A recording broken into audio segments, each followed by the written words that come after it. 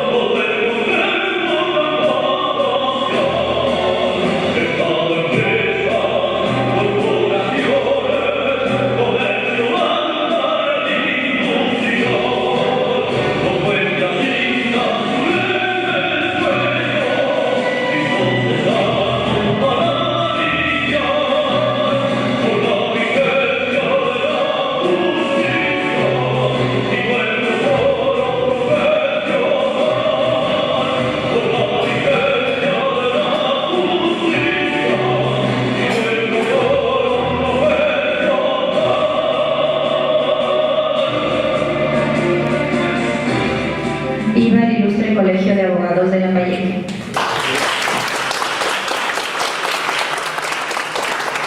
Dejamos en el uso de la palabra a nuestro decano, el doctor Víctor Anacleto Guerrero.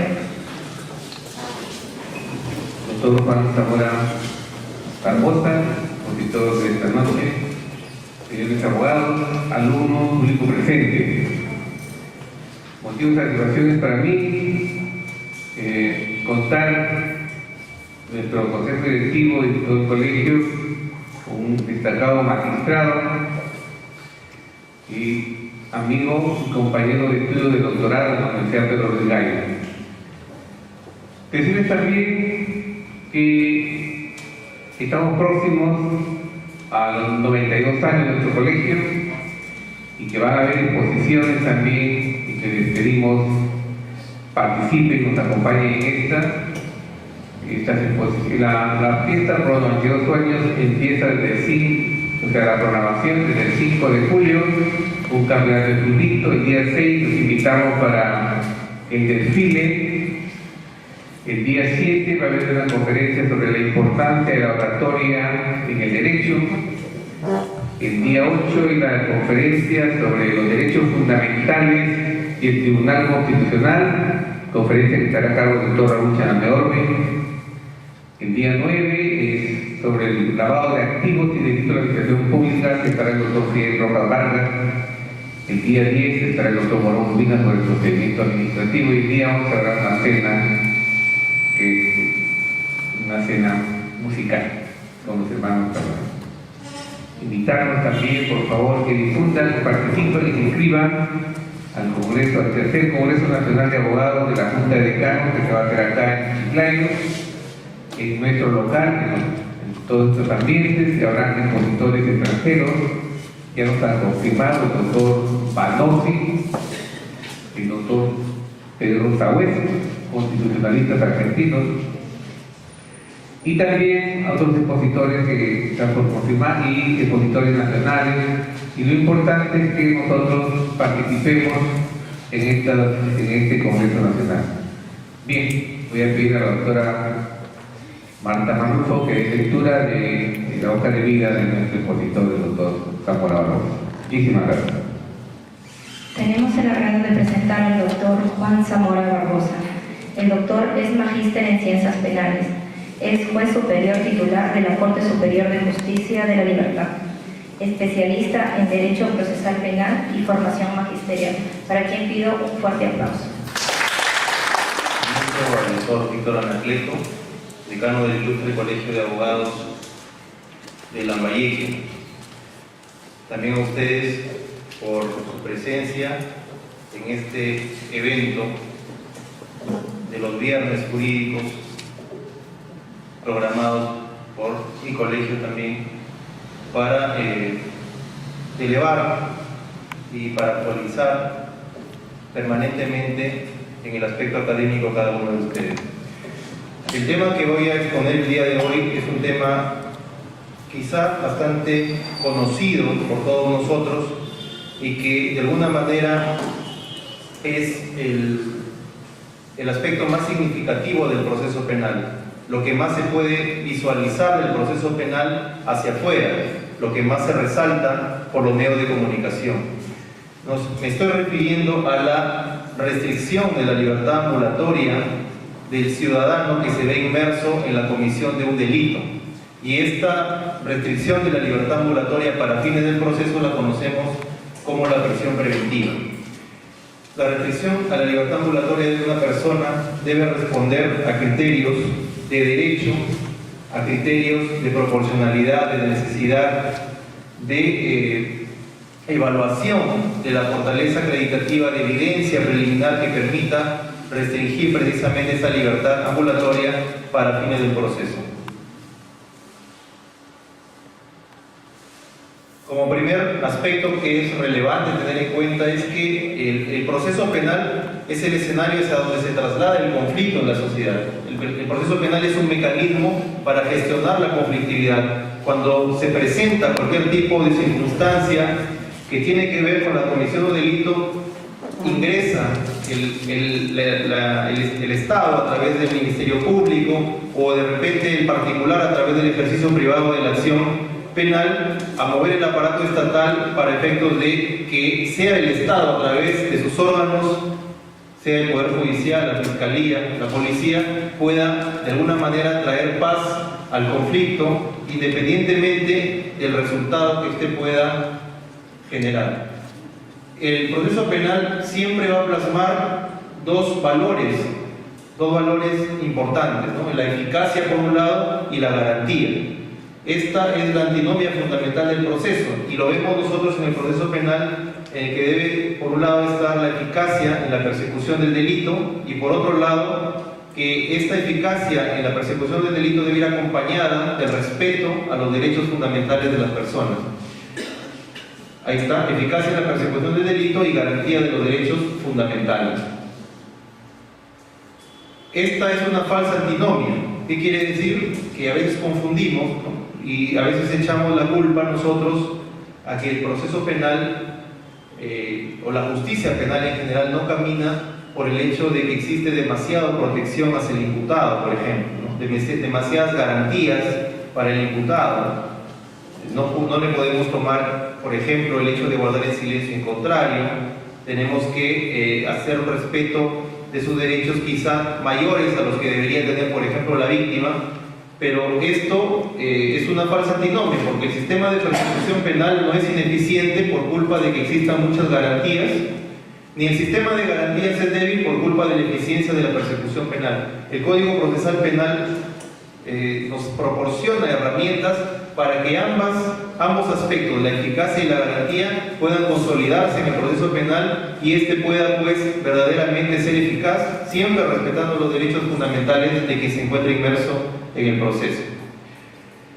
En el ámbito de la prisión preventiva tenemos que siempre se tienen que respetar también, como lo es a lo largo del proceso penal, las garantías que están contempladas en el título preliminar, como por ejemplo la imparcialidad judicial. En una audiencia de prisión preventiva, el juez debe tratar con imparcialidad, o debe ser imparcial ante el requerimiento formulado por la Fiscalía y ante la respuesta por parte de la defensa. Debe también privilegiar la igualdad procesal, desde el ámbito de la necesidad de valorar en igual medida los argumentos de la Fiscalía como de valorar en igual sentido los argumentos de la defensa. Y esta cuestión de igualdad tiene que ver incluso con el tiempo en que se le otorga el uso de la palabra a la Fiscalía, con el tiempo que se le otorga el uso de la palabra al fiscal, a la defensa, pero también el trato que el magistrado le debe dar a cada una de las partes. No tomar partido por una de ellas, sino ubicarse en una posición neutral para obtener de ella la mayor información. Otro principio importante y vital en el análisis de la prisión preventiva es la presunción de inocencia. Evidentemente, la presunción de inocencia se pone en entredicho, si se quiere, con la decisión de privar a una persona de su libertad ambulatoria cuando no se ha definido todavía si es que ésta es culpable de la comisión de un delito. La titularidad del ejercicio de la acción penal, por cierto, es la Fiscalía quien requiere privar de la libertad a una persona. La legalidad de las medidas limitativas de derecho implica que el juez, al momento de privar de la libertad a una persona, tenga que hacerlo por las razones que el derecho le da y no por su mero arbitrio. Y finalmente, el derecho de defensa, que debe ser garantizado en el marco de la audiencia de prisión preventiva durante toda su duración, el irrestricto derecho de defensa. Bueno, ese es el estándar que nos ha puesto el Código Procesal Penal sobre la presunción de inocencia, un estándar bastante alto.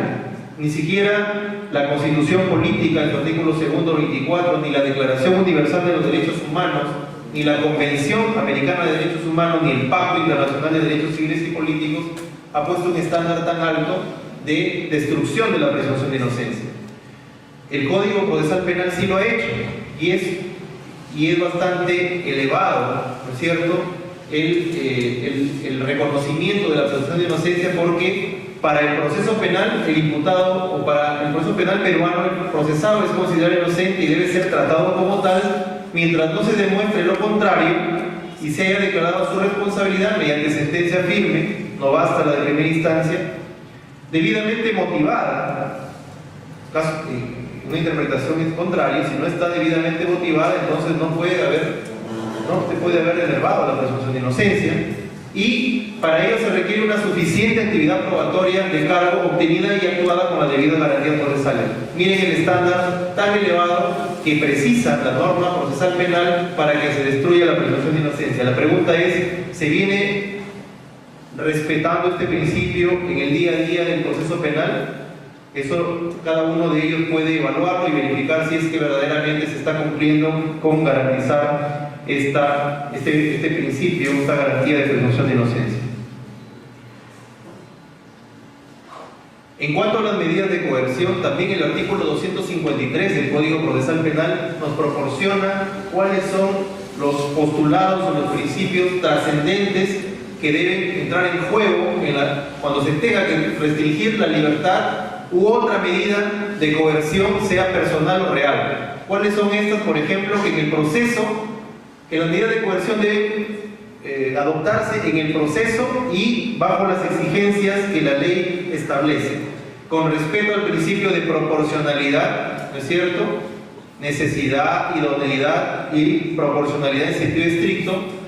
Cuando existen suficientes elementos de convicción, ya lo vamos a ver seguidamente con respecto a la prisión preventiva, en la medida que sea indispensable, es decir, la decisión cautelar en el proceso penal tiene que responder también a criterios de necesidad. Cuando no es necesaria la medida de coerción, esta no debe ser impuesta. Y La finalidad es para prevenir riesgo de fuga, de ocultamiento de bienes o de insolvencia sobrevenida, así como de evitar la obstaculización de la verdad y evitar el peligro de reiteración delictiva.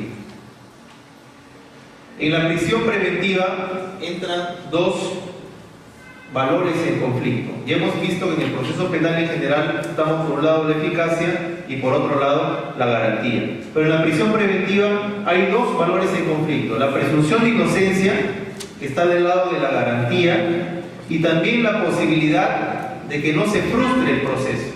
Eso debe quedar claro. El propósito de la prisión preventiva no es un adelantamiento de pena, eso creo lo conocen todos ustedes. El propósito de la prisión preventiva es asegurar la presencia del imputado de cara al juicio.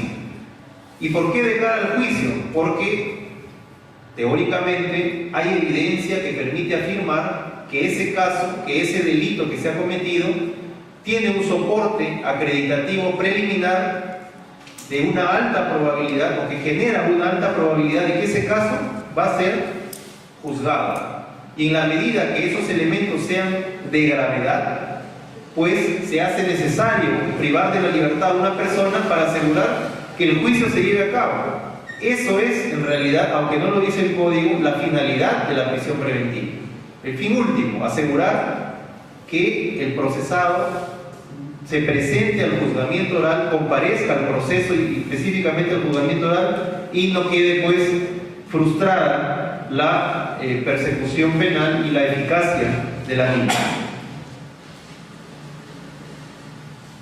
Esto, los que litigan en penal y los estudiantes que tienen la inclinación por el proceso penal o alguna experiencia lo conocen ya en demasía. Los criterios, ¿no?, los presupuestos materiales para el dictado de la prisión preventiva. La norma procesal penal nos contempla, nos prevé los tres presupuestos. El primero de ellos es la existencia de fundados y graves elementos de convicción para estimar razonablemente la comisión de un delito que vincula al imputado como autor o partícipe del mismo.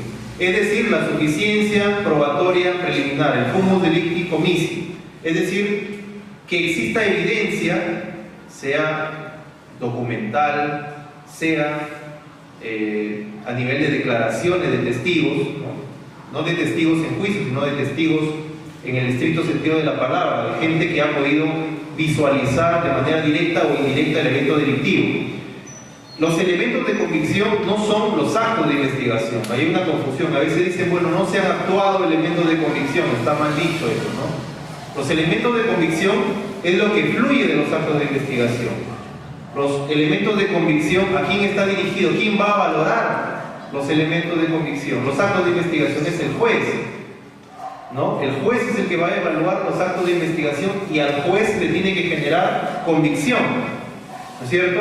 Entonces, cuando decimos que existan fundados y graves elementos de convicción, quiere decir que los actuados que presenta la Fiscalía deben generar suficiente y grave convicción en el juez de dos cosas: de que se ha cometido el delito y de que hay vinculación del imputado con ese delito, como autor o como partícipe del mismo. Eso es la esencia de la evidencia preliminar, ¿no es cierto? Miren ustedes, ¿qué casos son los que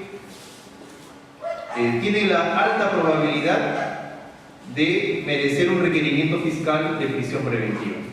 Básicamente los casos de flagrancia, ¿ya? Los casos de flagrancia o cuasi flagrancia son aquellos que tienen evidencia fuerte capaz de sustentar un pedido fiscal de prisión preventiva. Los casos que no son de flagrancia delictiva tendrían que tener un estándar más alto para que pueda justificarse la restricción de la libertad ambulatoria. Sucede un delito, de repente una persona con arma de fuego acá, en el parque que está acá, cerca del colegio, asalta a una persona, está corriendo por ahí, se lleva su bolso, interviene la policía y la agraviada lo interviene de inmediato. Tenemos ahí el acta de intervención policial, el reconocimiento que hace inmediato por parte de la víctima, de quien le sustrajo el bolso con violencia. No es necesario en estos casos un reconocimiento en rueda de personas porque la persona lo acaba de ver. Es un error a veces que se comete y que la defensa alega no se ha sometido a un reconocimiento de personas con las exigencias del Código Procesal Penal. Pues inmediatamente lo ha reconocido, la acaba de asaltar en una cuadra, lo está identificando y de eso da fe la policía. Entonces tenemos ahí evidencia, sindicación directa, inmediata, intervención policial inmediata. Entonces bajo esas circunstancias podemos decir que existen evidencias que existen elementos de convicción de que se ha cometido el delito de robo y que esta persona que ha sido aprehendida por la policía casi de inmediato está vinculada como autor del mismo. ¿No es cierto? A veces, por ejemplo, en una audiencia de prisión preventiva, ayer tuvimos una audiencia donde decía se le había robado a una persona 5.000 soles de su casa, ¿no? Habían entrado utilizando violencia y el abogado defensor exigía y decía que no había elementos de convicción porque no se había acreditado la preexistencia del dinero, por ejemplo. Es necesario acreditar la preexistencia del dinero a ese nivel de prisión preventiva cuando hay reconocimiento de persona, hay por ejemplo fractura en las puertas de la casa, hay más miembros de domicilio que han referido que esa persona ingresó con arma, la he encontrado con arma. ¿Es necesario eso? No es cierto. Para imponer una sanción, quizás sí, ahí sí, tenemos que acreditarlo, pero a ese nivel no. De ahí que el análisis de la prisión preventiva debe hacerse caso por caso y evaluando qué es lo que se ha hecho, qué es lo que se ha actuado y de ahí tomar una decisión. Se suele en las audiencias de prisión preventiva también cuestionar la legalidad de la intervención policial. Señor juez, mi patrocinado no firmó las actas. ¿Pierde validez el acta porque no está firmada por el imputado? No. Está suscrita por un funcionario público y desde ahí goza de presunción de ilicitud, salvo que se demuestre que su contenido no se ajusta a la verdad. ¿No es cierto? Que me obligaron a firmar y hay certificado médico. Bueno, habría que ver ahí, ¿no? Si es que se le torturó para que firme el acta. Ese ya es otro tema. El juez deberá evaluar caso por caso si es que existe cuestionamiento a la legalidad de la intervención. Es necesario que se confirmen las actas también para efectos de dar por satisfecha su legalidad. Entonces, vemos pues que hay una serie de circunstancias que se deben tomar en cuenta en el análisis de la prisión preventiva. Ahora bien, se exige la existencia de fundados y graves. Puede ser que existan actos de investigación que generen una convicción, pero que no es fundada y grave. Ahí en esos casos no procederá pues imponer la medida de prisión preventiva y se deberá decidir por una distinta. El tema del segundo presupuesto es que la sanción a imponerse sea superior a 4 años de pena privativa de libertad. Los abogados suelen decir, por ejemplo, que bueno, el segundo presupuesto no se presenta porque mi patrocinado es inocente, entonces no me pronuncio. Es lo que siempre se suele decir, ¿no? Pero evidentemente esto también implica un pronóstico de, teniendo en cuenta lo que se ha reunido preliminarmente, si es que configura el determinado delito, verificar si en caso se estuviera en la etapa de juicio ese acto, ese hecho, y respecto de esa persona va a merecer una pena mayor de 4, ¿no es cierto? Por ejemplo, si el delito, vamos a suponer, tuviera una pena máxima o mínima de 4 años, ¿no? Mínima de 4 años y el agente es de responsabilidad restringida, entonces por más que se presenten elementos de convicción, haciendo un pronóstico, quizá no va a ser superior a 4 años la pena que se le imponga, tiene responsabilidad restringida, la pena mínima es 4, es previsible que le pongamos menos. Entonces, por más que existan elementos de convicción y riesgo de fuga, no vamos a restringir su libertad ambulatoria. Estos presupuestos tienen que ser concurrentes, ¿ya? Concurrentes. Y finalmente, el tercer presupuesto, que es el fundamental y la razón de ser de las medidas cautelares. Esto es que el imputado, en razón de sus antecedentes y otras circunstancias del caso particular, permita colegir razonablemente que eludirá la acción de la justicia u obstaculizará la averiguación de la verdad. ¿Qué cuenta acá? ¿Qué cuenta acá? La evidencia que puede tener el juez a partir de la fortaleza de los actos iniciales de investigación, que esta persona, si es que la ponemos en libertad, no se va a parecer al proceso. esa convicción tiene que generar. ¿Y a raíz de qué? Por ejemplo, de que esta persona sea una persona con antecedentes penales, pongamos, ¿no? Una persona que ha cometido un robo agravado y tiene 2 condenas por robo, o una condena por robo y una por hurto. Nos está diciendo pues que esta persona es una persona proclive al delito. Tenemos casos de que a veces la fiscalía sostiene y dice, bueno, respecto a esta persona, si bien no tiene antecedentes penales, tiene 20 investigaciones por robo y está siendo procesado por robo. ¿Es relevante esa información? La defensa siempre dice que no, porque mientras no se le haya condenado, esas investigaciones no tienen ninguna trascendencia. La judicatura opina lo contrario. Ya nos da una información sobre la proclividad al delito también, ¿no? Estamos a un nivel de pronóstico y no podemos tampoco cerrar los ojos a esa realidad. O sea, no es que esta persona no esté involucrada en delito, está involucrada, tiene formalización, y para que se formalice una investigación preparatoria tiene que haber acreditación suficiente de que se ha cometido un ilícito. La probanza respecto de la autoría o complicidad del agente, eso se tendrá que determinar en el curso de la investigación, pero también es una evidencia. ¿Qué otra evidencia importante? Y en eso la Fiscalía debe ponerse las pilas también. Por ejemplo, que esta persona en otros procesos ha sido declarada contumaz, por ejemplo. Fue citada para que comparezca y no lo hizo. Ha sido citada a un juicio y no lo hizo, ¿no es cierto? Entonces esa es una evidencia, por ejemplo, de que no se somete a la exoneración. Es una evidencia bastante fuerte. ¿Cómo podemos afirmar de que esta persona vendrá a las citaciones que le hagamos si en el proceso anterior o en otro proceso no llegó? Simplemente se le tuvo que capturar para que se le lea la sentencia o para que se haga el juzgamiento. Entonces ahí hay una evidencia fuerte. Ahora, el Código Procesal Penal nos presenta criterios para evaluar el peligro de fuga, indicadores. El arraigo en el país del imputado, que está dado por el arraigo domiciliario, familiar, laboral, o por las facilidades que tenga el imputado para salir del país. El hecho de que una persona tenga un domicilio no implica que tenga arraigo domiciliario. El hecho de que una persona tenga una familia, o sea, tenga hijos o esposa, no quiere decir que tenga un arraigo familiar.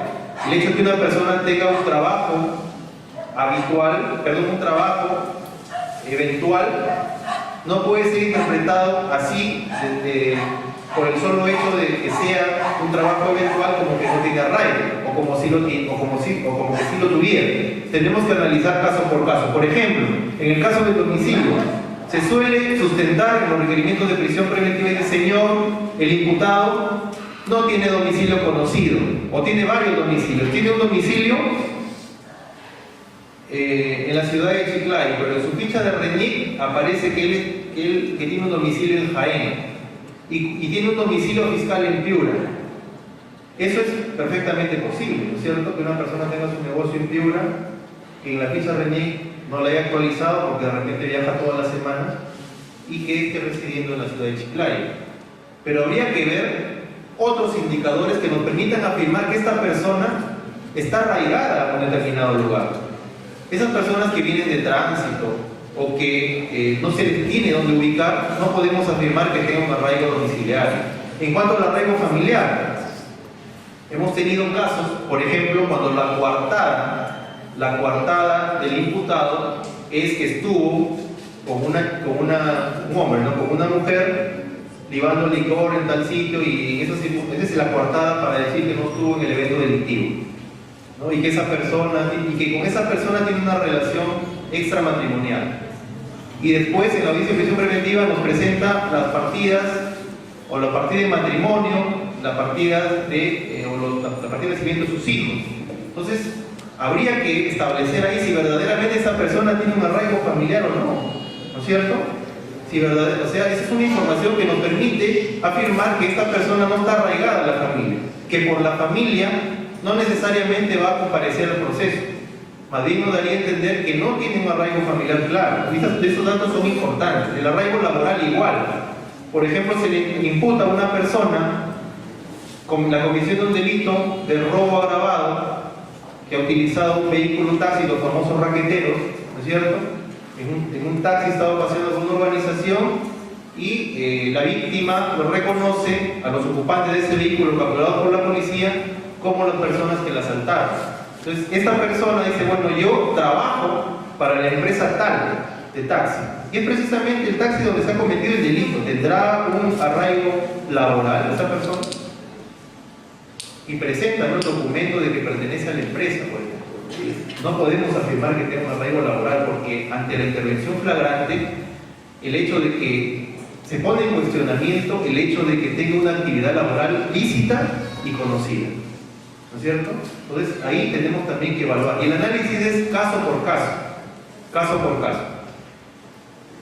Y también las facilidades para huir definitivamente del país. El hecho de que una persona tenga solvencia económica no necesariamente define que esta persona no pueda ser objeto de una prisión preventiva, porque estaríamos estigmatizando y diciendo que las personas que no tienen dinero sí pueden ser privadas de su libertad, o en el caso contrario, que las personas que sí tienen solvencia económica y pueden abandonar el país, a esas sí se les debe poner la prisión preventiva. Lo que se busca en realidad con todos estos indicadores es poner en evidencia aquellos aspectos que nos permitan inferir que esta persona, si está libre, no va a venir al proceso, porque hay evidencia fuerte. Entonces, esta persona, el juez tiene que tener la convicción, a raíz de lo fuerte que son los elementos iniciales, que esta persona va a ser condenada. A esta persona, por un delito de robo, se le va a poner mínimo 12 años.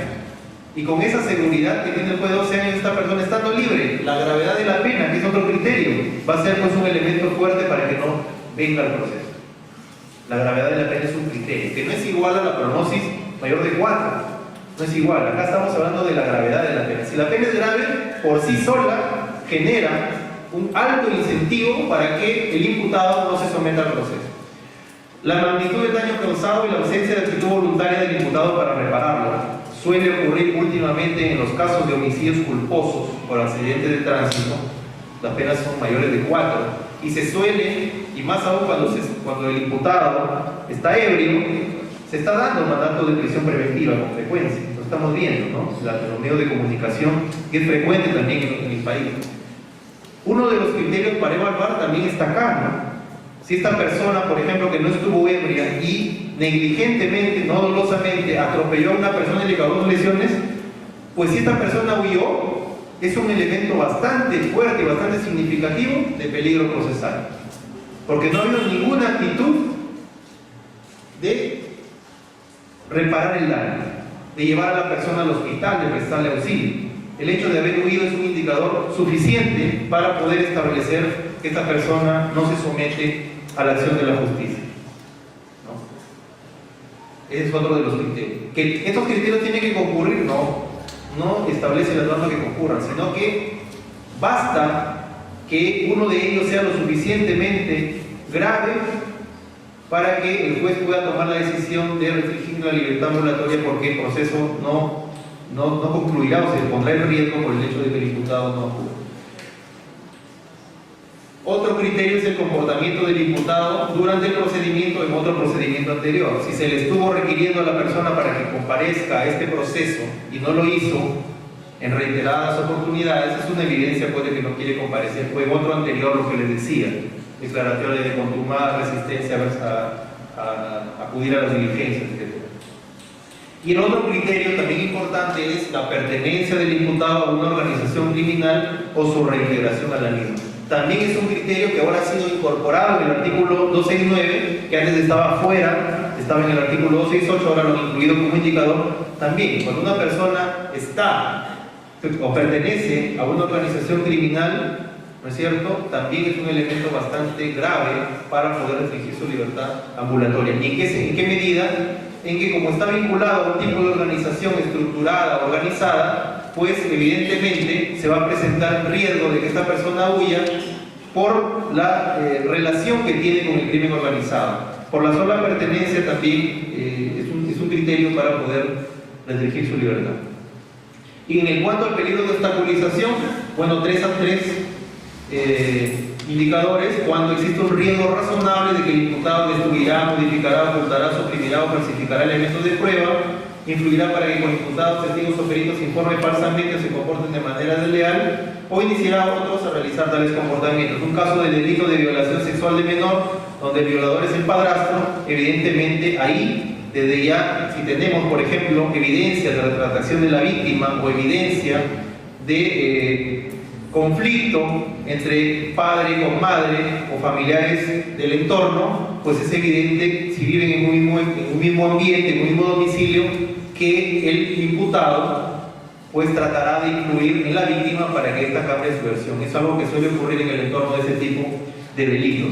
También en los casos de destrucción, modificación, ocultación de elementos de prueba. En los casos de delitos contra los funcionarios públicos, los alcaldes, etc.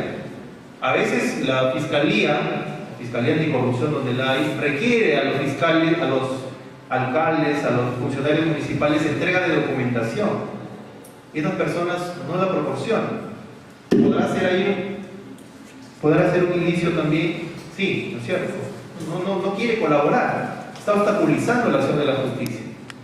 Ahora vemos pues que está siendo cada vez más frecuente la persecución de funcionarios públicos. Este es uno de los criterios que se toman en cuenta también. Entonces, cualquiera de ellos puede ser suficiente para poder restringir la libertad ambulatoria. Puede ser que se den los casos de peligro de obstaculización o puede ser que sea en el ámbito del peligro de fuga. No necesitan concurrir tampoco. Bueno, vamos a hablar de la audiencia un poco. La audiencia puede ser escenario para producir información de alta calidad para la toma de decisión judicial cautelar y para garantizar a las partes un entorno razonable para el ejercicio de sus derechos. Debe hacerse dentro de 48 horas y debe asistir obligatoriamente el fiscal, el defensor y el imputado. Ahí es donde se discute todo, en la audiencia, ¿no es cierto? Ahí es donde el juez va a tomar la versión de la fiscalía y de la defensa y en base a la contrastación de la información va a tomar una decisión. Y esta información no es una información que se base solo en argumentos, sino que tiene que tener cierta acreditación, documentos, ¿no es cierto?, perennización de declaraciones, etc. Bueno, hay uno de los aspectos también que ya se definió iniciando nomás el tema del Código Procesal Penal, es si necesariamente debe estar presente el imputado en la audiencia de prisión. Puede estar detenido o no, ¿no es cierto? Puede una persona merecer una prisión preventiva cuando está libre. Esto es perfectamente posible. Lo que sí tiene que existir es formalización de la investigación preparatoria y cuando no está detenido, la exigencia es que debe estar debidamente emplazado. Esa es la exigencia. ¿Ya? Ahora, ¿desde cuándo se computa la prisión preventiva? ¿Desde que la persona es detenida o desde que se dicta el laudo de prisión preventiva? ¿Qué dicen ustedes?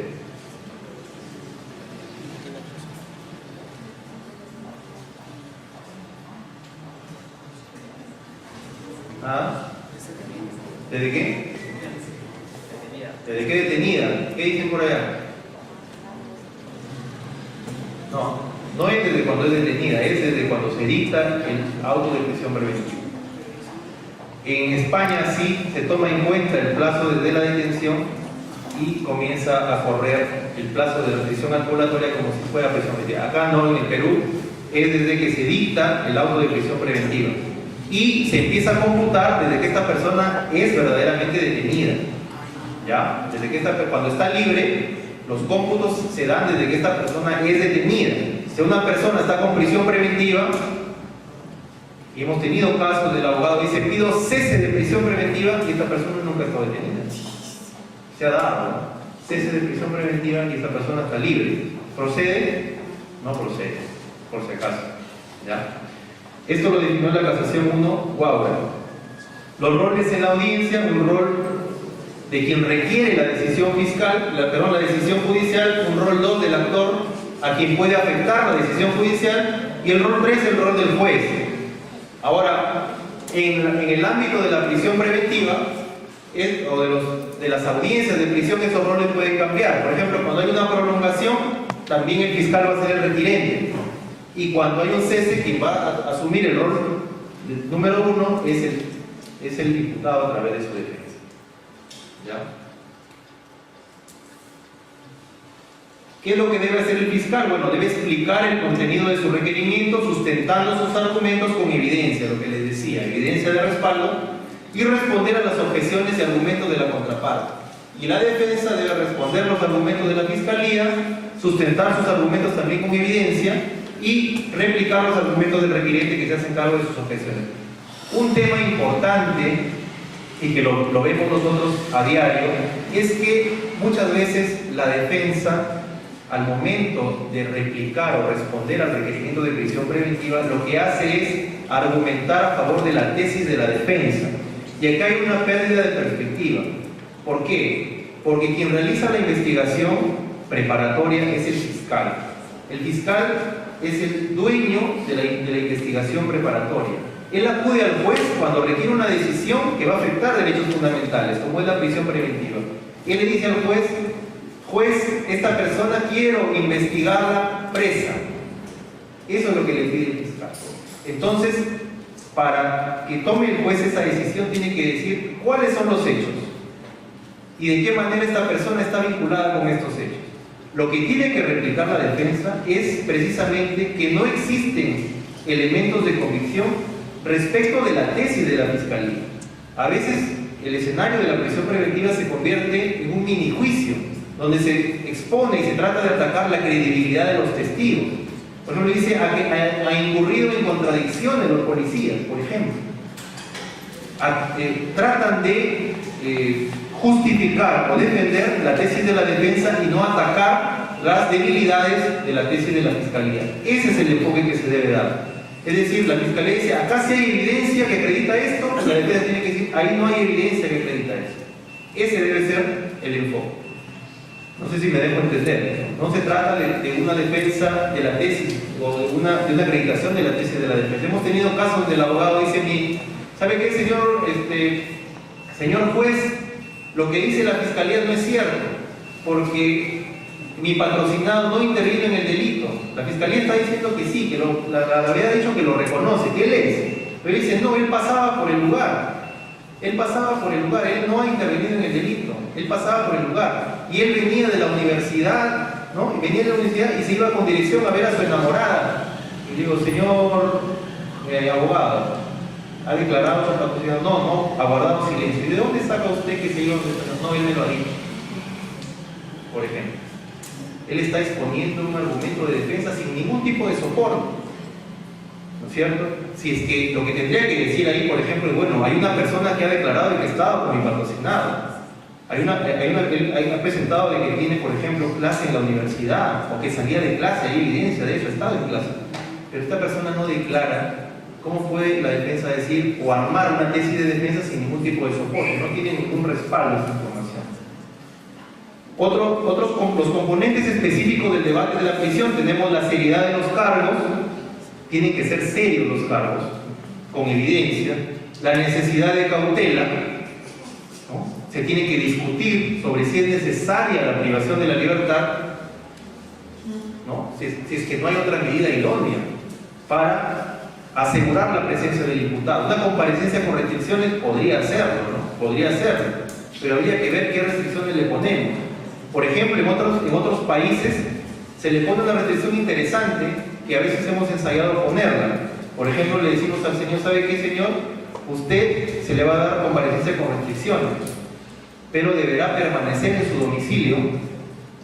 Deberá permanecer en su domicilio de 8 de la noche a 6 de la mañana. Debe permanecer en su domicilio. Y eso tendrá que ser objeto de verificación por la fiscalía. Entonces el fiscal se pone las pilas y dice: bueno, vamos a ver si esta persona está cumpliendo, lo vamos a hacer su visita. Eso se hace en Estados Unidos, se hace en otros países. Esa regla de conducta, por ejemplo. ¿Está prohibido ponerla? No. Es perfectamente factible. Nosotros le damos la libertad, pero si verificamos que no cumple esta regla, inmediatamente le pedimos la revocatoria o pedimos la variación del mandato. Es una regla importante, por ejemplo. Entonces, tenemos que evaluar si con esa regla esta persona va a someterse al proceso. Porque la regla, por ejemplo, de concurrir a firmar, ¿no?, se presta pues a una serie de suspicacias. A veces no es la persona va y no ha firmado 5 meses, se va y se pone al día, firma todo, ¿no es cierto? Eso debería cambiar con el control biométrico. El tiempo también es un tema importante. ¿Por qué? Porque no solamente se discute la medida cautelar, sino por qué tiempo va a ser impuesta. El tiempo máximo es 9. Habría que verificar si en el caso concreto la Fiscalía necesita 9 meses. 9 meses no para investigar, sino 9 meses para que el proceso culmine. La prisión preventiva, como hemos dicho, tiene como mira el juicio. Y si nosotros vemos que la investigación preparatoria dura 4 meses, ¿no es cierto? 120 días, prorrogable por 60 días más, entonces nosotros podemos entender que la prisión preventiva, al estar regulada en 9, siempre va a tener a asegurar la presencia del imputado más allá de la investigación. Un caso de flagrancia delictiva, donde tiene todo y el fiscal, pues básicamente podría fácilmente acusar, no necesita tomarse los 4 meses de la investigación preparatoria, podría tener una acusación al mes, ¿no es cierto? Y tenemos un control de acusación en 1 mes y medio, y tenemos un juicio en 4 meses. Por eso es importante y se está trabajando en ello en los llamados tribunales de flagrancia, es decir, inmediatamente que se comete el delito, inmediatamente se reúne, se abre la posibilidad de la terminación anticipada, si no se da, se formula la acusación, se hace el juicio y se condena. Una cuestión que no hay. Ahora el cuello de botella del proceso penal es precisamente la etapa intermedia. Estamos ahí saturados. Entonces el tiempo es un criterio importante. Es un criterio importante. A veces la Fiscalía dice, no pido, señor juez, 9 meses. Y uno revisa y después de que se han actuado las principales diligencias, pues solamente hay oficios para que remitan antecedentes, ¿no? Oficios si tiene bienes, cosas que no tienen relevancia y que no abonan, ¿no? Porque los antecedentes se pueden ver, los tiene el juez también en la información que tiene el Poder Judicial. Entonces no se justifica a veces y genera un relajamiento por parte de la Fiscalía también el hecho de pedir un tiempo considerable cuando tiene evidencia suficiente. Y siempre la posibilidad de una medida menos gravosa, como les he dicho, la comparecencia restringida. Una exigencia adicional, que el auto de prisión preventiva por implicar restricción de la libertad ambulatoria debe estar debidamente motivado en los hechos y en el derecho con invocación de las citas legales. Sobre lo particular, la casación 70-2010 Lambayeque se ha pronunciado. Tiene que estar debidamente motivado. El hecho que sea oral no quiere decir que no tenga la motivación mínima para considerar por qué motivos esta persona va presa.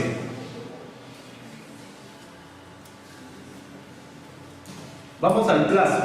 Miren, el plazo de la prisión preventiva está vinculado con su provisionalidad, la provisionalidad de la medida y su temporalidad. ¿Cuál es el plazo ordinario? 9 meses.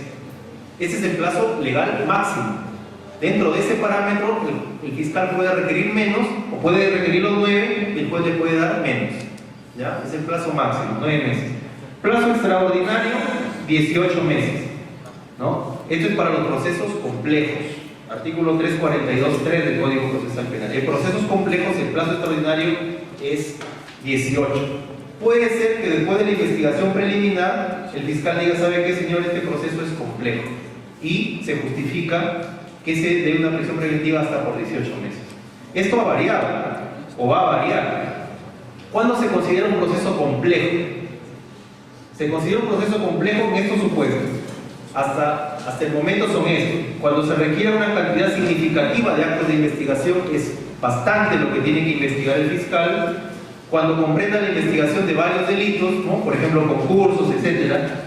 Cuando sean varios los imputados o varios los agraviados, también es complejo. Hay que requerir declaraciones, hay que hacer pedidos. Por ejemplo, si es extorsión, tenemos que hacer requerimiento a las empresas de telecomunicaciones, tenemos que hacer de repente, si hay manuscritos extorsivos, pericias a los teléfonos, pericias grafotécnicas, etc. Estamos hablando de un proceso complejo y además que es evidencia de organización delictiva. La extorsión es un delito también organizado, ¿no? Investiga delitos perpetrados por miembros de organizaciones delictivas, demanda la realización de pericias que deben analizar nutrida información, se necesita realizar gestiones procesales fuera del país o se debe revisar la gestión de personas jurídicas o entidades del Estado. Esos supuestos son que dan cuenta de la complejidad del proceso. Que puede ser que un proceso sea complejo y el fiscal no lo declare así, también hay. Tenemos también, a veces el fiscal dice, no, se olvidó de pedir la complejidad o de declarar complejo el proceso, pero eso no quiere decir que no sea complejo porque cumple con alguna de estos supuestos. Esto lo vamos a ver seguidamente. Ahora, ¿cuáles son los plazos de la investigación preparatoria? Tiene relación con lo otro. Los otros son los plazos de la prisión preventiva. Este es el plazo de la investigación. 120 días naturales, prorrogables por 60 más. Y el plazo de las complejas es 8 meses prorrogables por igual plazo. Esas son las reglas de juego hasta el día de hoy. El 1 de julio entra en vigencia la ley 30.077 y ahí el plazo de investigaciones para el crimen organizado, que es uno de los supuestos de complejidad, va a ser ahora 36 meses prorrogables por igual plazo. O sea que en el crimen organizado la Fiscalía va a tener puede tener hasta 72 meses para realizar la investigación preparatoria. Y si uno lo analiza esto con la casación que estableció que el plazo de la investigación preliminar no es igual que el plazo de la prisión preventiva y que en todo caso debería durar hasta lo que dure la investigación preparatoria, podemos llegar a pensar que puede durar la investigación preliminar 72 meses más 72 meses por crimen organizado, lo que me parece sumamente desproporcionado. ¿No es cierto? Esto va a generar también relajamiento de casos emblemáticos, casos que están en el foco público por los medios de comunicación, donde simplemente ha pasado el tiempo y no se ha podido hasta ahora culminar siquiera la sentencia de primera instancia. Bueno, ahora vamos a lo que estamos viendo, la prolongación. ¿Cuáles son los supuestos para la prolongación de la prisión preventiva? Miren, esto ha sido modificado también. Circunstancias que importen, antes decía la norma, circunstancias que importen una especial dificultad o prolongación de la investigación, decía el texto anterior. Con la modificatoria dice circunstancias que importen una especial dificultad o prolongación de la investigación o del proceso. Esto está generando una serie de problemas interpretativos con respecto a este enunciado. ¿Qué es lo que quiere decir este enunciado? Por ejemplo, ¿procederá la prolongación de la prisión preventiva y se podrá considerar como especial dificultad la huelga de los trabajadores del Poder Judicial? ¿Creen ustedes, por ejemplo? ¿Podrá entrar ahí? ¿Puede entrar? ¿Podemos prolongar la prisión preventiva al imputado porque hubo huelga, por ejemplo? Yo creo que no. Yo creo que no. Creemos, al menos en el órgano profesional en que trabajo, que no. Se equivocó el juez de investigación preparatoria en enviar el cuaderno al juzgado colegiado porque el proceso correspondía al juzgado unipersonal y el expediente estuvo un mes y medio en el juzgado colegiado y nadie se dio cuenta. Podemos decir, y el fiscal dice: señor, quiero prolongar la prisión preventiva de esta persona porque hay una especial dificultad. Se equivocó el órgano profesional en recibir el expediente. Considero que no, ¿no es cierto? ¿Qué puede implicar una especial dificultad? Por ejemplo, que en el trámite de la realización de las audiencias, de la investigación, se presenten problemas, por ejemplo, en que se remitan los resultados de pericias complejas, ¿no es cierto? Podría ser un supuesto de especial dificultad. Otro supuesto de especial dificultad podría ser que por la cantidad de imputados inicialmente incorporados en el proceso, se han generado o se han incorporado nuevos imputados o nuevas víctimas que han generado pues que el proceso se dilate. Y la interpretación creo que debe ser más acorde con el espíritu de la norma y con la naturaleza cautelar de la prisión preventiva, es decir, debe ser, a pesar que es disyuntivo, el análisis tiene que ser o especial dificultad o prolongación de la investigación o del proceso. Pero creo, al menos, que siempre la prolongación de la investigación o la prolongación del proceso debe responder a una especial dificultad. Se me hace difícil entender una especial dificultad que no redunde en la prolongación de la investigación o en la prolongación del proceso. De ahí que esa interpretación, en el sentido de que las negligencias del órgano jurisdiccional, la negligencia de la Fiscalía, puedan justificar la prolongación de la prisión preventiva en perjuicio del imputado. Creo que esa interpretación no es la correcta. Puede ser también que el proceso sea complejo y no ha sido declarado complejo, es decir, no se señalaron los 18 meses, pero existe complejidad. Señor, me olvidé, fui negligente y no lo declaré complejo, pero es evidente, acá hay varios imputados, acá hay varios agraviados. tenemos que realizar pericias complicadas, pese a que no es complejo el proceso en lo formal, sí reviste complejidad y genera pues una prolongación del proceso porque existe esta especial dificultad. Entonces ese es el análisis que se debe hacer. Y el otro supuesto es que el imputado pudiera sustraerse de la acción de la justicia, evidentemente. Siempre tiene que haber riesgo. Si el riesgo disminuye, así se presenta especial dificultad, no se justifica que esta persona esté presa. ¿Quién pide la prolongación? El fiscal, es a requerimiento del fiscal. ¿Cuándo se pide? Antes del vencimiento. ¿Podrá el fiscal pedir la prolongación de la prisión cuando ésta ya venció? No puede. Hemos tenido casos donde el fiscal se le ha ido y se le venció el plazo y lo pide cuando ya hay un pedido de libertad procesal. No procede la prolongación de algo que ya culminó. ¿Ya? Esto hay que tener también presente. Siempre se tiene que pedir antes de que venza la prisión. No puede prolongar algo que ya no existe, que ya culminó. Es más, el juez hasta de oficio puede disponer la libertad del imputado. ¿Cuántas veces se puede requerir la prolongación? Miren, a veces el juez o el fiscal le pide, señor juez, ha habido especial dificultad y queremos 2 meses más de prisión preventiva. Pasan esos 2 meses, son 3 imputados, ¿no? Miren, son 3 imputados, faltaban 2 sesiones de juicio, 2 sesiones de juicio oral.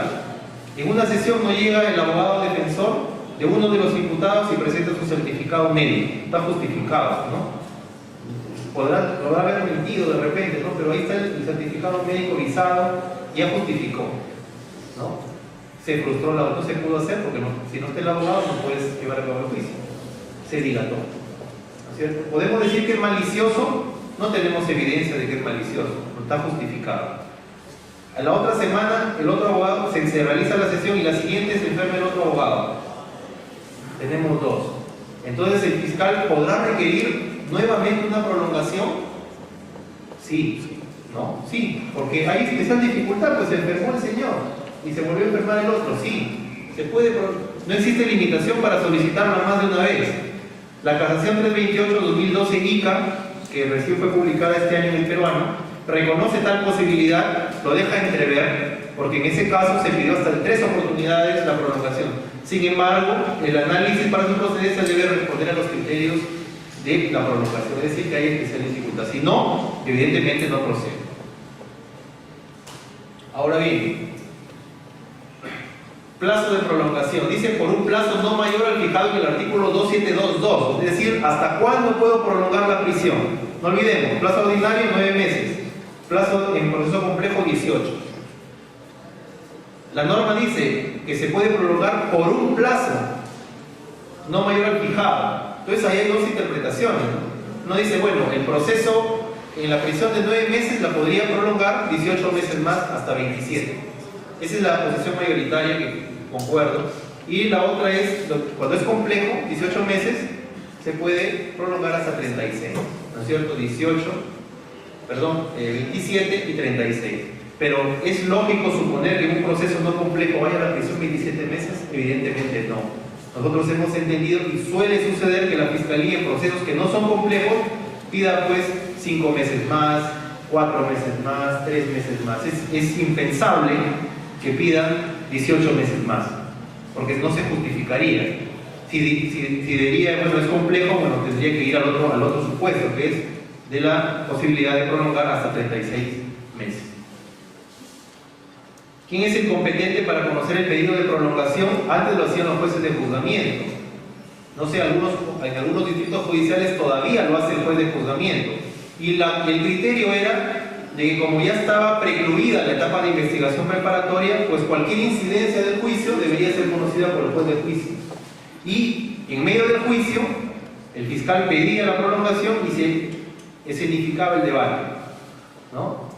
Y pasaba eso. Así se estuvo trabajando, hasta que en la casación esta 328 se ha definido que debe ser el juez de investigación preparatoria. Esto está generando algún tipo de inconveniente, aunque no es tan trascendente. ¿Qué están haciendo ahora los abogados? Presentan su requerimiento, la Fiscalía presenta la prolongación en el juez de investigación. La dificultad que tienen es que no cuentan con los actuados que evidencien, por ejemplo, la dilación del juicio. Entonces que generan ahí problemas también en la información o la verosimilitud de la información que pueda justificar la decisión judicial en algún tipo de acreditación objetiva, ¿no? Entonces tenemos acá que debe ser el juez de investigación preparatoria, ya lo ha definido en la ejecutoria vincular de esta casación. También ha definido un aspecto que era problemático, ¿no? Y lo ha definido, creo, de la manera más sencilla. No se ha hecho problema en la Corte Suprema y ha dicho que cuando se apela la condena, automáticamente se prolonga la prisión hasta la mitad de la pena impuesta, ¿no? Es decir, si condenan a una persona y el abogado defensor apela de esa sentencia, automáticamente se prolonga la prisión hasta la mitad de la pena impuesta. Antes había una discusión doctrinaria y sustentada en el sentido de que no se justificaba, pues, por ejemplo, en un delito de, vamos a suponer, robo, pena mínima 12, a la persona le han puesto 12 y estaba con prisión preventiva 10 meses, que tú le prolongues la prisión preventiva por 6 años, ¿no es cierto? Entonces a la mitad de la pena impuesta. Entonces una prisión preventiva de 6 años, ¿sí? Con esto que dice la Corte Suprema, eso tendríamos que asumir, ¿no es cierto? Que está con prisión preventiva por 6 años. ¿Qué sentido tiene? ¿No? ¿Qué sentido tiene que esté con prisión preventiva 6 años? ¿Se va a demorar el tribunal de instancia en resolver 6 años? Si se anula la sentencia, ¿la medida cautelar va a permanecer? No permanece. Se anula también con el fallo, porque tú anulas la sentencia, retrotraes, ¿no? el proceso hasta el estadio en que se produjo el vicio o el error, en la realización del nuevo juicio o la realización o la emisión de una nueva sentencia. Entonces me parece que acá hay una decisión que es un poco, no hemos querido hacer problema en la Corte Suprema y he dicho, bueno, como la norma dice que se prolonga la prisión preventiva por efecto de la condena impugnada hasta la mitad de la pena impuesta, de cajón sale, ¿no? De cajón sale. A mí me parece que no. Incluso se debe discutir, ¿no? Y pronosticar más o menos cuánto demorará el proceso en segunda instancia y poner la prisión preventiva hasta esa instancia. Y esto es lo que debería, si nosotros nos vamos a la garantía de presunción de inocencia, ¿no? Si nos vamos a la garantía de presunción de inocencia que dice, como lo habíamos visto, que la presunción de inocencia se destruye con la emisión de sentencia condenatoria firme, si es que esta ha sido impugnada, la razón de ser es que mientras no se emita la decisión firme, pues la prisión de una persona tiene que ser por decisión cautelar y no por efecto de la condena. El Tribunal Constitucional ha referido lo contrario, dice que no, emitida la sentencia de primera instancia, la privación de libertad de una persona es por efecto de la condena, ya está cumpliendo condena, ¿no es cierto? Ya está cumpliendo condena.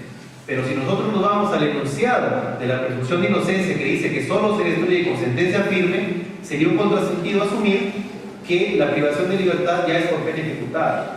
Ahora me dicen, no, pero esa pena le va a servir para cuando ya se quede firme el cómputo de la pena, pero la prisión también. El plazo de detención por efecto de la prisión se computa para efecto del cómputo de la pena también. Entonces parece que ahí hay un error.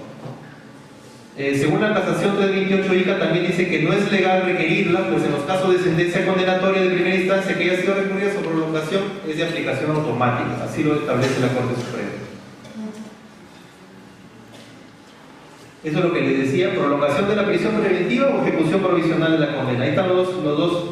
Miren, el artículo 2744 dice eso, ¿no? La prisión puede prolongarse hasta la mitad de la pena impuesta cuando esto hubiera sido recurrida.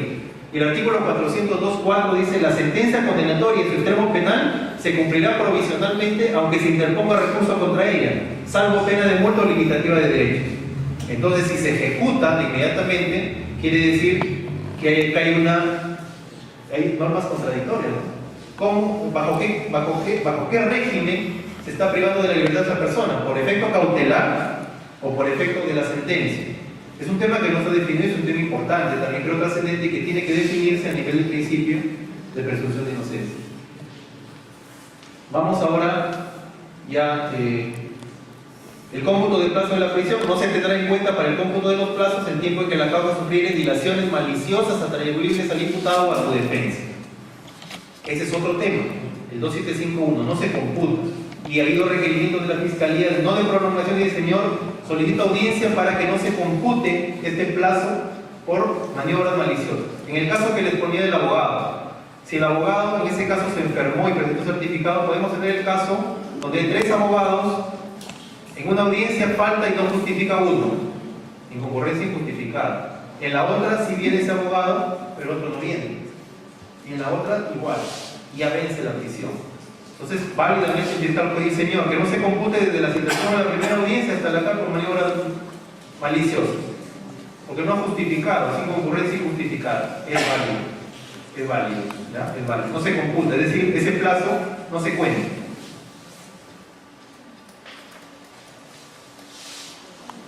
Esta es otra disposición. Cuando se declara la nulidad de todo lo actuado y se dispone que se dicte un nuevo auto de prisión, no se considera el tiempo transcurrido hasta la fecha de emisión. Cuando se anula la nulidad, cuando se declara la nulidad de todo lo actuado, ese tiempo entre la declaratoria de nulidad y el acto que se debe renovar no se computa para efectos de la prisión. Y eso tiene que ver con la legislación anterior también, cuando se disponía la anulación del proceso hasta el auto de apertorio. Ese lapso que transcurre entre la declaratoria de nulidad y la reposición de la actuación jurisdiccional no se computa, ¿no es cierto?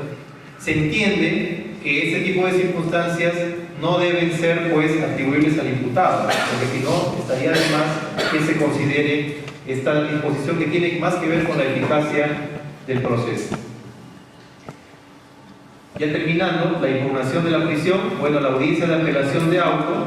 Acá hay otro tema también que ha generado polémica en los distritos judiciales. La audiencia de prisión preventiva debe estar el imputado, o al menos citado, el abogado y el fiscal, y el juez, claro, siempre. Y en la audiencia de apelación debe estar el imputado, debe estar el abogado. Bueno, les cuento, en Trujillo hay 2 salas de apelaciones en las que se piensa de que debe reproducirse la audiencia de prisión preventiva bajo los mismos parámetros, la audiencia de apelación bajo los mismos parámetros de la audiencia que debe estar. Es decir, debe estar el abogado defensor y debe estar el fiscal. Si no el abogado, se le debería poner un abogado defensor público al imputado. Hay otra sala que, como la norma dice vista de la causa, ¿no? Vista de la causa, simplemente cita las partes y si no van, resuelve con el recurso nada más, con el escrito, con la fundamentación, y lo hace como una vista de causa del antiguo código, ¿no es cierto? Claro, esta sala está más al día con los procesos, porque llega el abogado va a resolver, pero sobre eso también no ha existido un pronunciamiento de la Corte Suprema y lo están haciendo de ese modo. No sé cómo será acá en la Valle, si es con la lectura del recurso, no es necesario que vaya el abogado, o se precisa de la presencia del abogado defensor. Y la resolución debe salir en las 48 horas. Bueno, contra el auto de la sala que resuelve la prisión preventiva no procede o no procede el recurso de casación. En principio, el auto que resuelve la apelación de prisión preventiva no es un auto que pone fin al procedimiento. De ahí que no cumple las exigencias del 427.1, es decir, no es una resolución que puede ir en casación. Pero sí puede ir en casación, en la llamada casación excepcional, por desarrollo de doctrina jurisprudencial, que implica cumplir, satisfacer un estándar más alto, como es el hecho de ubicar cuál ha sido el error de la sala, por qué es necesario desarrollar la jurisprudencia en ese sentido y proponer cuál debe ser, justificar cuál debe ser la reinterpretación que la Corte Suprema le debe dar. En estos casos sí puede pasar la casación de autos. Esto lo ha establecido la casación 17-2010 Cañete. Y de ahí que varias de las casaciones de prisión preventiva que han generado línea jurisprudencial precisamente han ido por este lado. La de la presencia del imputado en la audiencia, la de motivación, esta misma, la de la prolongación de la prisión preventiva, son casaciones de autos.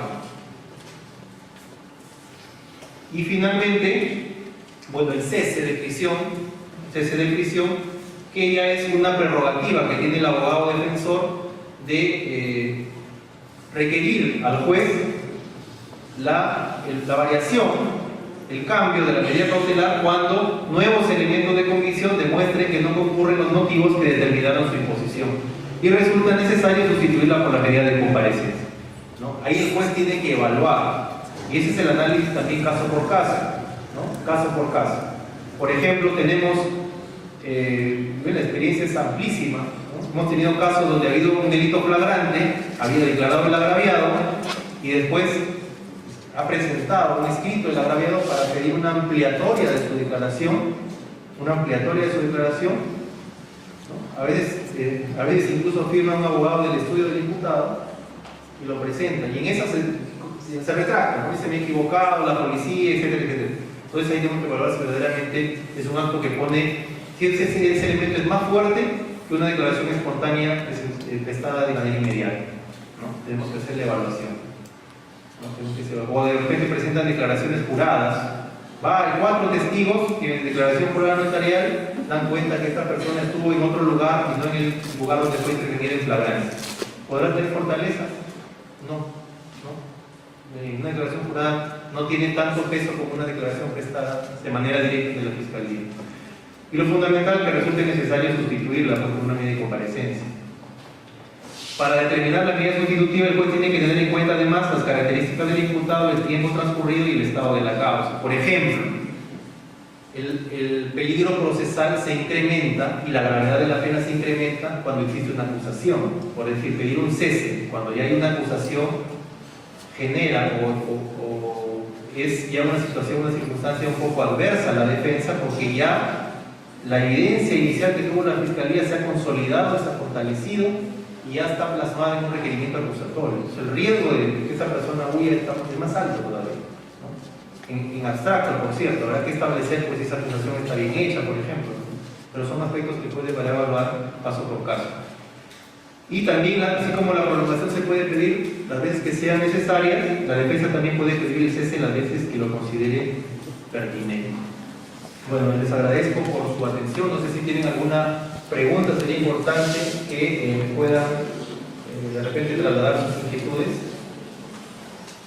¿Ha quedado todo claro o nada ha quedado claro? ¿Alguna pregunta, señores?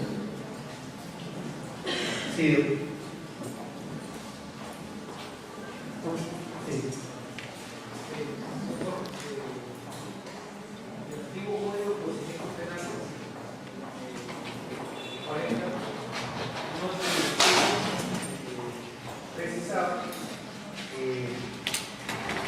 Ser exacto, el primer presupuesto tendrían que existir distintos elementos probatorios que eviten la comisión del delito y lo vinculen con el mismo.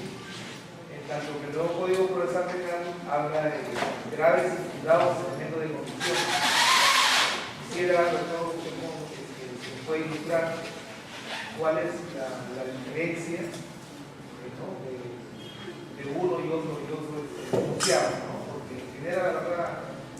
En muchos casos, inclusive la propia magistratura de conclusiones. Ese es por un lado. Por otro lado, el tema que ustedes trataron en realidad es un tema muy importante, interesante, ¿no? Y se ve a diario en la magistratura. Pero desafortunadamente, en muchos casos hay mucha subjetividad por parte de la magistratura al momento de analizar estos presupuestos. Por ejemplo, hay algunos casos que yo, por ejemplo, he acreditado el arraigo. Por ejemplo, el imputado tiene familia, tiene trabajo conocido, no es una constancia, a veces se saca una constancia que sea algo conocido, ¿no? Es un trabajo que viene de larga data, lo acredito incluso con liquidaciones de otras empresas que actualmente tienen un trabajo, pero igual a la magistratura, pese a que los elementos de la prisión preventiva son de manera computativa, igual la magistratura soslaya esos elementos y igual la prisión preventiva. Es un tema que a veces hemos perdido. Gracias. El Código Procesal Penal es más garantista, ¿no? Más garantista en el tema de los presupuestos de la prisión preventiva. Exige que no solamente existan actos de investigación o información de los primeros recaudos, sino que eleva el estándar de solidez de estos y la exigencia es que estos sean graves y fundados. Es decir, que lo que la Fiscalía nos propone como tesis, como teoría del caso, como hechos que sucedieron, tiene un soporte verdaderamente grave por el delito, ¿no? Grave por el delito y grave por los actos de investigación inicialmente realizados y fundado precisamente porque tiene respaldo en actas policiales, en declaraciones de testigos. Puede ser que exista vinculación Y eso me trae a colación lo que dice, su pregunta siguiente, ¿no? El hecho de la subjetividad del magistrado. Evidentemente, por ejemplo, y eso a nosotros no es ajeno, por ejemplo, la presión mediática, ¿no? Es un hecho que está ahí, está presente. La presión también política a veces también, ¿no es cierto? Porque se suele, cuando son casos, por ejemplo, vinculados con funcionarios públicos, tiene también connotación política. Eso no lo podemos evitar. Son los aspectos que están alrededor del trabajo del magistrado y que no deberían influir en sus decisiones.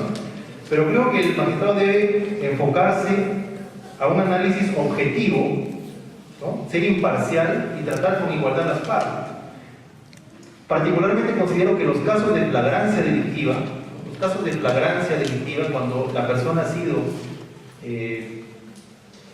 aprendida de manera inmediata, como se dice, con las manos en la masa, ¿no? son casos verdaderamente fuertes que, en caso el delito sea grave, deben ameritar una prisión preventiva. Esos casos deberían, porque está prácticamente todo listo ya, falta solamente el tiempo y que se formalicen los requerimientos para que esta persona merezca una pena.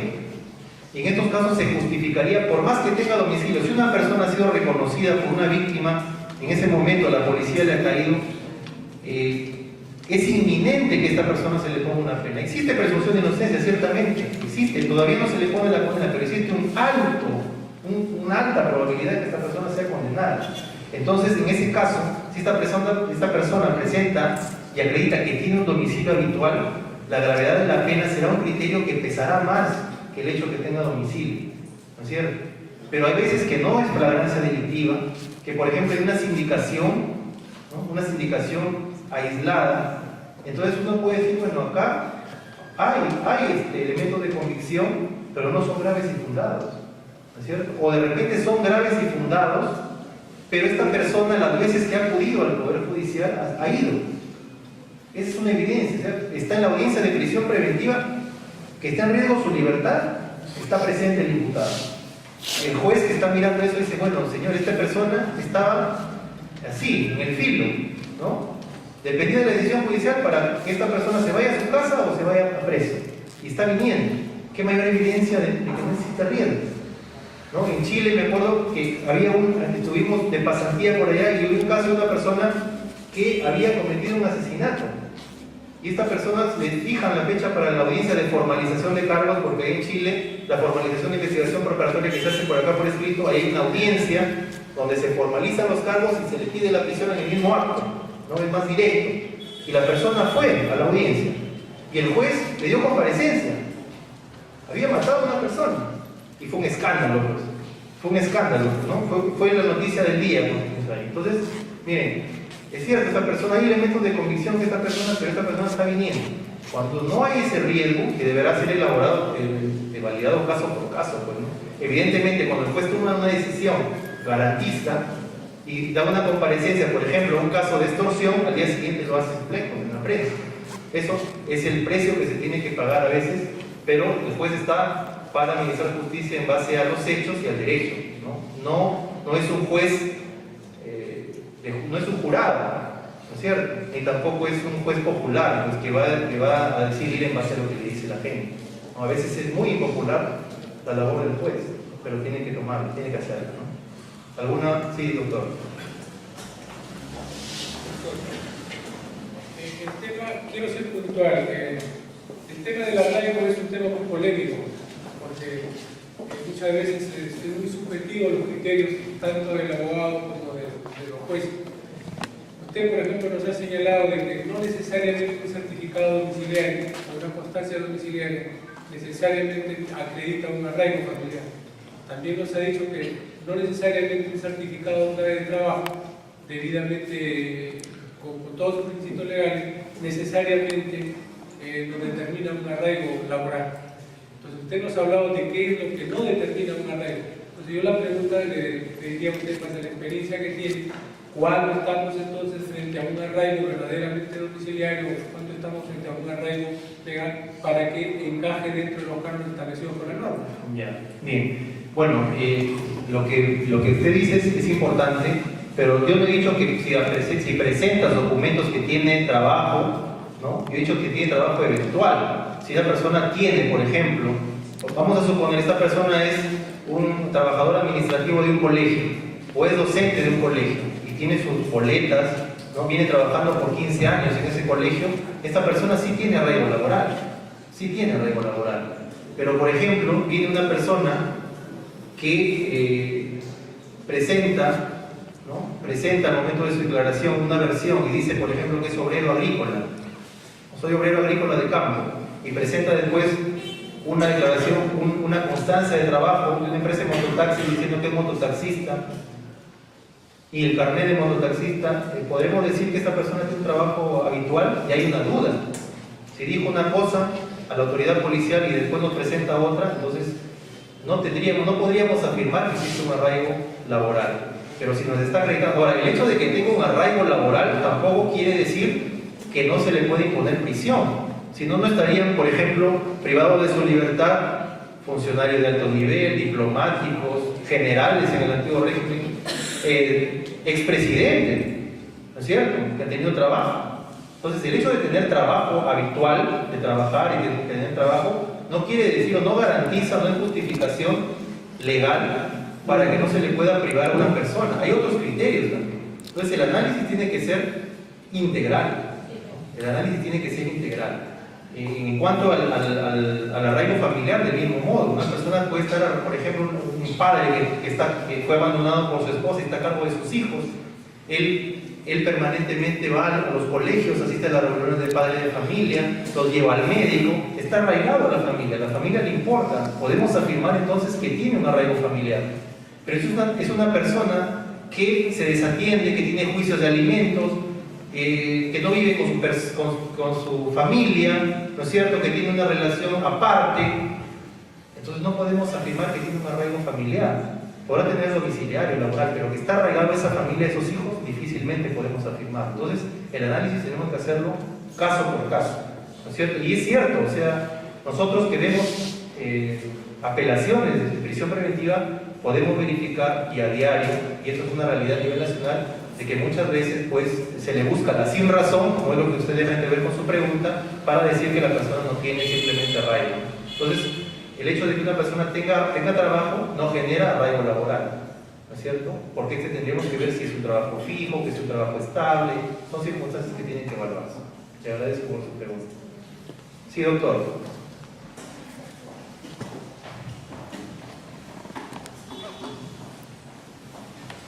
Buenas noches, doctor. Buenas noches. Doctor, mi pregunta era, pasando al principio de inocencia y al principio de seguridad jurídica, quería saber qué tanto puede influir lo que es una ineficacia en el trabajo de la cadena de custodio dentro de la prisión preventiva. ¿Qué tanto puede pesar la ineficacia en temas de homicidio, sea culposos, sea simples o con el agravante correspondiente, ¿no? ¿Qué tanto puede sustentar tanto el Ministerio Público como la defensa?